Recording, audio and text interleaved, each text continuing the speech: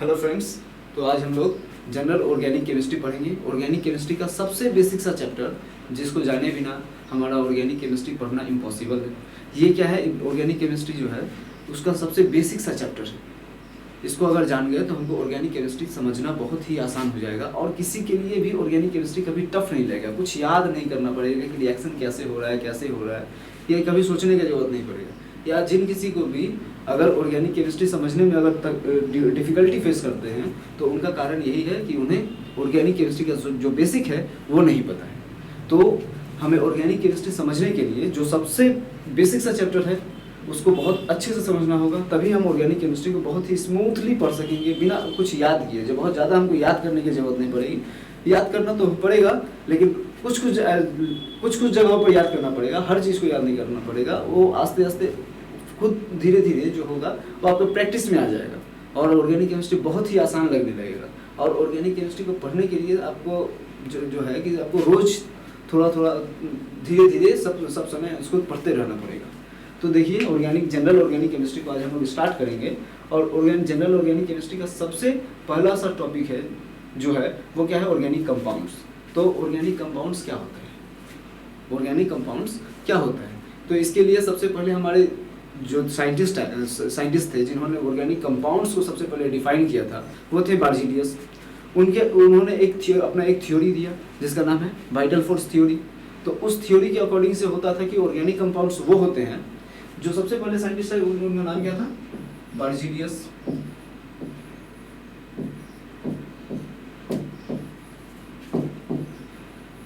बार्जीलियस थे। वो एक थ्योरी दिए जिसको कहा जाता है क्या?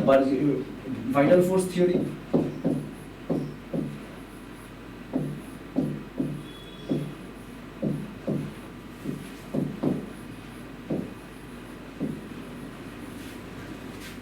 इस थ्योरी के अकॉर्डिंग से ऑर्गेनिक कंपाउंड्स क्या था कि वह ऑर्गेनिक कंपाउंड्स हुआ था जो हमें एनिमल से मिलता हो या फिर प्लांट्स से मिलता हो।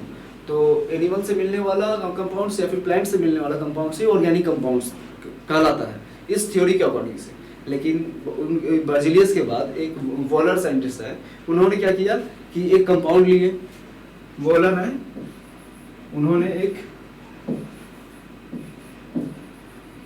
कंपाउंड लिया NH4OCN और इसको लेबोरेटरी में हीट करके यहाँ से यूरिया का फॉर्मेशन कर दिया।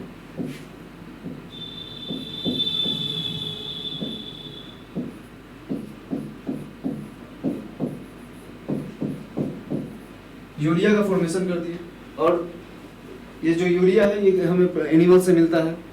तो देखिए, ये लैब में भी प्रिपेयर होने लगा। तो यहाँ पर जो वाइटल फोर्स थ्योरी था ऑर्गेनिक कंपाउंड्स को डिफाइन करने के लिए, वो फेल्स होने लगा। वो उनके अकॉर्डिंग से क्या था कि ऑर्गेनिक कंपाउंड्स वो होते हैं जो हमें एनिमल से या प्लांट से मिलते हैं, उसको हम लोग ऑर्गेनिक कंपाउंड्स कहते हैं। लेकिन यहाँ पर तो ये लेबोरेटरी में भी उनको प्रिपेयर कर दिए, तो उनका जो थ्योरी था वो यहाँ पे फेल हो गया। उस थ्योरी का ये लिमिटेशन हो गया। ठीक है, तो ये तो हुआ। और उसके बाद भी बहुत सारे साइंटिस्ट ऑर्गेनिक कंपाउंड्स को डिफाइन करने की कोशिश कर रहे थे। ऑर्गेनिक कंपाउंड्स को डिफाइन करते करते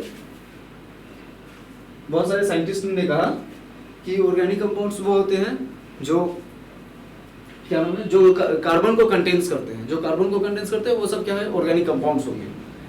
लेकिन बहुत सारा इनऑर्गेनिक कंपाउंड्स भी है, जो कार्बन को कंटेन करते हैं लेकिन वो ऑर्गेनिक कंपाउंड्स तो नहीं कहलाते हैं।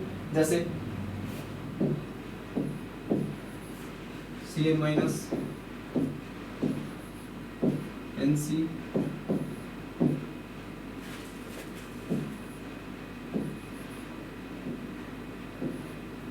OCN ONC, ये सब जो कंपाउंड्स हैं ये क्या है इनऑर्गेनिक कंपाउंड्स हैं, लेकिन कार्बन को कंटेन कर रहे हैं। तो जो थ्योरी दिए थे कि जो अदर साइंटिस्ट जो थे, बहुत सारे साइंटिस्ट जो ऑर्गेनिक कंपाउंड्स को डिफाइन करने की कोशिश कर रहे थे, तो उनके अकॉर्डिंग से जो कार्बन कंटेन करने वाला कंपाउंड था वो ऑर्गेनिक कंपाउंड था। बट यहाँ पर तो बहुत सारे इनऑर्गेनिक कंपाउंड्स भी कार्बन को कंटेन करते हैं, तो वो भी मतलब परफेक्ट एक डेफिनेशन नहीं हो पाया ऑर्गेनिक कंपाउंड्स का। तो उसके बाद जो फाइनल डेफिनेशन और बहुत सारे साइंटिस्ट ने दिए, तो वो उनके अकॉर्डिंग से क्या था कि ऑर्गेनिक कंपाउंड्स वो होते हैं जो हाइड्रोकार्बन और हाइड्रोकार्बन के डेरिवेटिव्स होते हैं। हाइड्रोकार्बन्स एंड हाइड्रोकार्बन्स के डेरिवेटिव क्या कहलाएंगे, ऑर्गेनिक कंपाउंड्स कहलाएंगे। जैसे जैसे ये क्या है, अल्केन, इथेन है, तो ये ऑर्गेनिक कंपाउंड्स कहलाएंगे जहां पर CH बॉन्ड है, कार्बन मौजूद है, और इनके डेरिवेटिव्स जैसे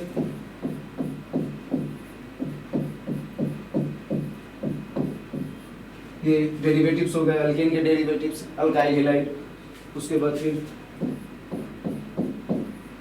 एल्डिहाइड, कीटोन, ये सब जो हो गए, ये सब क्या है हुए हाइड्रोकार्बन्स के डेरिवेटिव्स हुए। तो ये सब जो है वो ऑर्गेनिक कंपाउंड्स के क्लास में आएंगे। तो यही था फाइनल डेफिनेशन। इनका फाइनल डेफिनेशन क्या था कि organic compounds are those which are generated from the hydrocarbons and the hydrocarbons are the organic compounds. Hydrocarbons and their derivatives are organic compounds. The final definition क्या हो गया, organic compounds का final definition हुआ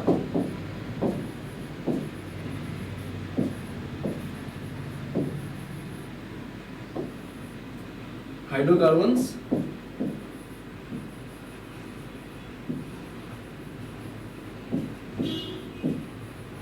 and their derivative.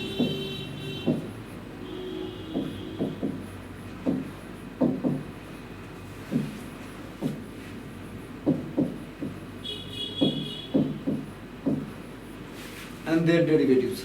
Hydrocarbons and their derivatives are organic compounds. ये हो गया। अब organic compound का तो डेफिनेशन मेरा क्लियर हुआ यहाँ तक कि ऑर्गेनिक कंपाउंड्स क्या होता है। तो ये जो है हाइड्रोकार्बन, ये एक परफेक्ट डेफिनेशन है। अभी तक ये एकदम बहुत परफेक्टली मैच कर रहा है ऑर्गेनिक कंपाउंड से, इसका कोई अभी लिमिटेशन नहीं आया है, और ये ऑर्गेनिक कंपाउंड का डेफिनेशन बहुत ही परफेक्ट है। तो यहाँ तक हम लोग समझ गए कि ऑर्गेनिक कंपाउंड्स क्या होता है। तो अब देखते हैं कि ऑर्गेनिक कंपाउंड्स कितने तरह के होते हैं, टाइप्स ऑफ ऑर्गेनिक कंपाउंड्स। तो टाइप्स ऑफ ऑर्गेनिक कंपाउंड्स में आ जाते हैं हम लोग। तो organic compounds are two types, क्या होगा, सैचुरेटेड और unsaturated. Organic compounds are two types होंगे, saturated organic compounds, saturated organic compounds and unsaturated organic compounds.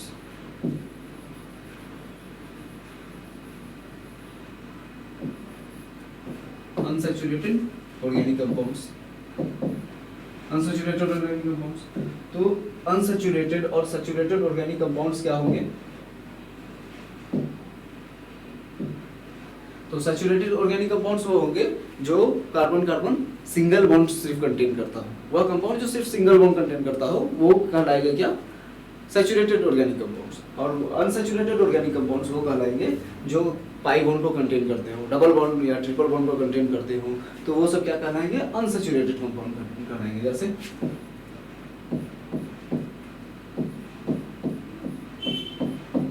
ये एक सिंपल सा एग्जांपल है अनसैचुरेटेड ऑर्गेनिक कंपाउंड्स का, जहाँ डबल बॉन्ड मौजूद है, और ये क्या है, एसिटाइलिन। तो ये यहाँ पे क्या है, ट्रिपल बॉन्ड मौजूद है। तो ये सब कहलाएंगे अनसैचुरेटेड। और सैचुरेटेड का सिंपल ये है डेफिनेशन, तो आपको समझ में ही आ गया। और ये है उसके एग्जांपल्स, ये हुआ सैचुरेटेड और अनसैचुरेटेड ऑर्गेनिक कंपाउंड्स। क्या हम लोग इससे बोलेंगे कि सैचुरेटेड, इसे क्या बोलेंगे, इसे हम लोग क्या बोलेंगे, सैचुरेटेड बोलेंगे या अनसैचुरेटेड बोलेंगे। यहाँ तो अभी हम आपको दिखाए हैं क्या कि अनसैचुरेटेड ऑर्गेनिक कंपाउंड्स वो होते हैं जिनके पास पाई बॉन्ड या पाई बॉन्ड मौजूद होते हैं, ठीक है। तो यहाँ पर देखिए, जिसमें कार्बन कार्बन के बीच में डबल बॉन्ड मौजूद होता है उसको हम लोग क्या बोलेंगे, अनसैचुरेटेड ऑर्गेनिक कंपाउंड्स। तो देखिए यहाँ पर भी क्या है, कार्बन ऑक्सीजन के बीच में एक हेटेरो एटम और कार्बन के बीच में डबल पाई बॉन्ड मौजूद है। तो इसे भी हम लोग इसी कैटेगरी में पकड़ लेते हैं, अनसैचुरेटेड ऑर्गेनिक कंपाउंड्स के ही कैटेगरी में पकड़ लेते हैं। ये भी यानी जहाँ पर भी हमको पाई बॉन्ड अगर किसी भी कंपाउंड में अगर मिलता है तो उसको हम लोग क्या बोलेंगे कि वो एक अनसैचुरेटेड ऑर्गेनिक कंपाउंड्स है, ठीक है। तो ऑर्गेनिक कंपाउंड्स का अभी तक ये सब तो क्लियर हुआ। अब हम लोग देखेंगे कि ऑर्गेनिक कंपाउंड्स को हम लोग रिप्रेजेंट कैसे कैसे करते हैं, रिप्रेजेंटेशन ऑफ ऑर्गेनिक कंपाउंड्स। देखिए, तो रिप्रेजेंटेशन ऑफ ऑर्गेनिक कंपाउंड्स इसको हम लोग चार तरीके से कर सकते हैं। इस ऑर्गेनिक कंपाउंड्स को हम लोग 4 तरीके से रिप्रेजेंट कर सकते हैं। सबसे पहला है क्या, molecular formula. Just molecular formula लिख दीजिए आप, जैसे C2H6 इथेन, उसके बाद C2H2, ये क्या कर, ये सब हो गया आपका मॉलिक्यूलर फार्मूला, सिंपल सा है, कुछ ज़्यादा टफ है नहीं। चलते हैं उसके बाद फिर कंडेंस स्ट्रक्चरल फार्मूला। तो यहाँ पर सिर्फ कार्बन कार्बन के बॉन्ड को दिखाएंगे, सिर्फ कार्बन कार्बन के बॉन्ड को दिखाएंगे।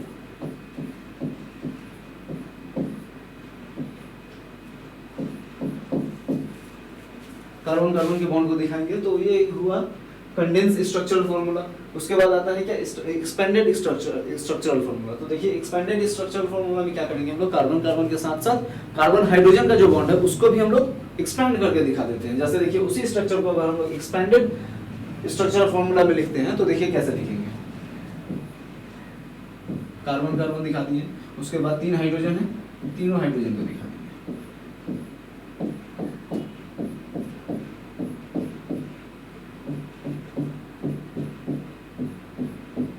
तो ये हुआ मेरा एक्सपेंडेड का, एक्सपेंडेड स्ट्रक्चर फॉर्मूला हम लोग ऐसे लिखते हैं। और उसके बाद लास्ट जो है हमारा बॉन्ड लाइन रिप्रेजेंटेशन, ये इसी को हम लोग सबसे ज्यादा यूज करेंगे ऑर्गेनिक कंपाउंड्स को, ऑर्गेनिक कंपाउंड्स के प्रॉब्लम को सॉल्व करने के टाइम पे सबसे ज्यादा यूज होने वाला है बॉन्ड लाइन रिप्रेजेंटेशन।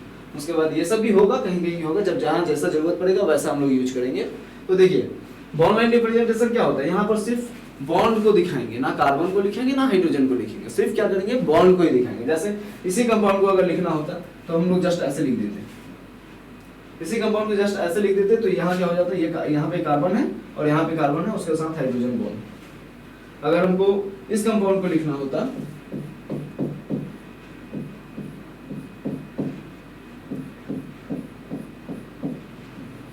इस कंपाउंड को अगर हम लोग बॉन्ड लाइन रिप्रेजेंटेशन में दिखाना होता तो जस्ट ऐसे करते हैं और यहाँ पे डबल बॉन्ड है तो डबल बॉन्ड को दिखा देते, सिर्फ बॉन्ड्स को दिखाते, ना कार्बन को लिखते ना हाइड्रोजन को लिखते। तो ये हो गया हमारा रिप्रेजेंट कैसे करते हैं ऑर्गेनिक कंपाउंड्स को। तो उसके बाद फिर आ जाता है हमारा pi bonds and sigma bonds. Pi bonds क्या होता है और सिग्मा बॉन्ड्स क्या होता है, कैसे उसको हम लोग ये करेंगे, डिफरेंशिएट करेंगे। तो देखिए कोई भी कंपाउंड्स में अगर से कोई सिंगल बॉन्ड मौजूद है, अगर कोई सिंगल बॉन्ड मौजूद है तो उसमें क्या होगा, पाई सिग्मा बॉन्ड होगा, ठीक है। जैसे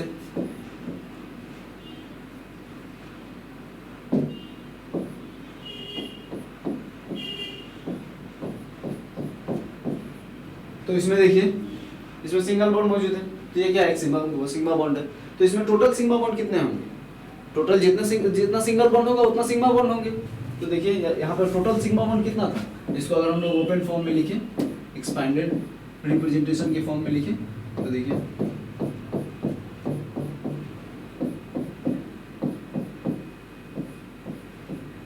तो यहाँ पे टोटल कितने सिग्मा बॉन्ड है, इधर 3 इधर और 3 इधर, यानी 7 sigma bonds, sigma bond. Sigma bond को हम लोग रिप्रेजेंट करते हैं ऐसे, ठीक है। तो 7 सिग्मा बॉन्ड्स है, इस कंपाउंड में 7 सिग्मा बॉन्ड्स है। अगर और पाई बॉन्ड के बारे में अगर देखिए, जैसे ये पाई बॉन्ड अगर होता है तो पाई बॉन्ड में कोई भी डबल बॉन्ड अगर ऑर्गेनिक कंपाउंड्स में कोई भी अगर डबल बॉन्ड मौजूद है, कोई भी कंपाउंड में अगर डबल बॉन्ड मौजूद है तो वहाँ पे क्या होगा, एक सिग्मा बॉन्ड होगा और एक पाई बॉन्ड होगा। अगर कोई भी कंपाउंड अगर जैसे एसिटाइलिन अभी हम लिखे थे, एसिटाइलिन अभी हम लिखे थे,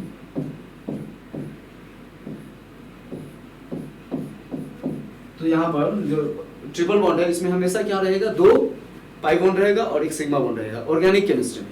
इनऑर्गेनिक केमिस्ट्री में अलग होता है, उसको अभी थोड़ा कुछ वहाँ का इनऑर्गेनिक केमिस्ट्री का अभी हम एग्जांपल कुछ दे देंगे कि जहाँ पर अगर 2 बॉन्ड है तो दोनों बॉन्ड का नेचर पाई ही हो सकता है।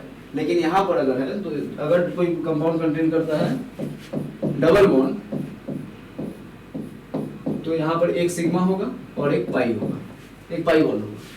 यहाँ पर जब ट्रिपल बॉन्ड होगा तो क्या होगा, 2 पाई होगा, 2 पाई होगा और एक सिग्मा होगा, ठीक है। लेकिन अगर इनऑर्गेनिक कंपाउंड्स में अगर हम लोग आ जाए, इनऑर्गेनिक कंपाउंड्स में अगर हम लोग देखें, जैसे यहाँ देखिए C2 मॉलिक्यूल जो होता है, इनऑर्गेनिक कंपाउंड्स का जो C2 मॉलिक्यूल होता है, C2 मॉलिक्यूल होता है, इसमें जो कार्बन कार्बन के बीच में डबल बॉन्ड होता है और और दोनों जो बॉन्ड है वो दोनों पाई नेचर का ही होता है, यानी ये भी पाई बॉन्ड है और ये भी पाई बॉन्ड है। लेकिन अगर हम लोग देखते हैं इस ऑर्गेनिक कंपाउंड्स में तो वो कभी भी दो पाई नहीं हो सकता। अगर डबल बॉन्ड है तो कभी भी दोनों पाई बॉन्ड ही नहीं होंगे, ठीक है। और उसमें एक क्या होगा, सिग्मा बॉन्ड होगा और दूसरा क्या होगा, पाई बॉन्ड होगा। और ट्रिपल बॉन्ड में दो पाई होंगे और एक सिग्मा होंगे। तो पाई बॉन्ड का डेफिनेशन क्या है, पाई बॉन्ड का डेफिनेशन ऐसे ही हम लोग फाइंड करते हैं ऑर्गेनिक कंपाउंड्स में। पाई बॉन्ड का डेफिनेशन आप लोग इनऑर्गेनिक कंपाउंड्स में पढ़े होंगे। जब क्या होता है, पी ऑर्बिटल एक दूसरे से ओवरलैप करता है तो वहाँ पे पाई बॉन्ड बनता है, और जहाँ पे पैरेलल ओवरलैपिंग होता है वहाँ पर क्या होता है, पाई बॉन्ड का फॉर्मेशन होता है। जहाँ हेड ऑन ओवरलैप होता है वहाँ पर सिग्मा बॉन्ड का फॉर्मेशन होता है। तो पाई बॉन्ड का डेफिनेशन वैसा है और सिग्मा बॉन्ड का हो गया डेफिनेशन। तो आज की क्लास में हम लोग इतना ही समझते हैं, और इसके नेक्स्ट क्लास में हम लोग पढ़ेंगे क्या, हाइब्रिडाइजेशन के बारे में पढ़ेंगे। और उसके बाद हाइब्रिडाइजेशन निकालना सीखेंगे, हर कार्बन का कितना क्या होगा हाइब्रिडाइजेशन, या फिर डिफरेंट एटम्स का कितना होगा हाइब्रिडाइजेशन निकालने का ट्रिक्स को देखेंगे, ठीक है। तो आज की क्लास के लिए इतना ही, थैंक यू।